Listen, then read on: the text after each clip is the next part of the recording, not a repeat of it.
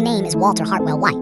I live at 308 Negra Arroyo Lane, Albuquerque, New Mexico, 87,104. This is my confession. If you're watching this tape, I'm probably dead, murdered by my brother-in-law Hank Schrader.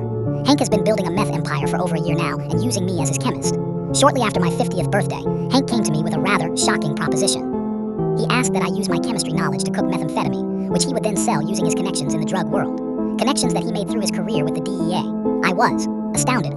I always thought that Hank was a very moral man, and I was thrown, confused, but I was also particularly vulnerable at the time, something he knew and took advantage of.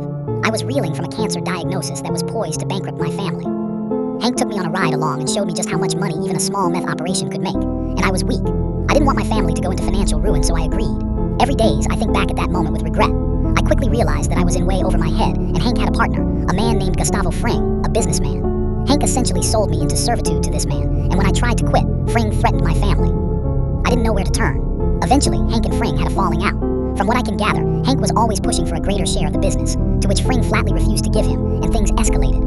Fring was able to arrange, I guess you call it a hit, on my brother-in-law, and failed. But Hank was seriously injured, and I wound up paying his medical bills, which amounted to a little over $177,000. Upon recovery, Hank was bent on revenge. Working with a man named Hector Salamanca, he plotted to kill Fring and did so.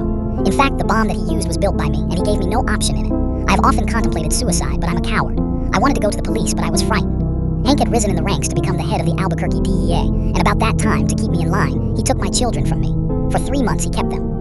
My wife, who up until that point had no idea of my criminal activities, was horrified to learn what I had done, why Hank had taken our children. We were scared. I was in hell. I hated myself for what I had brought upon my family. Recently, I tried once again to quit to end this nightmare, and in response, he gave me this. I can't take this anymore. I live in fear every day that Hank will kill me or worse, hurt my family. All I could think to do was to make this video and hope that the world will finally see this man for what he really is.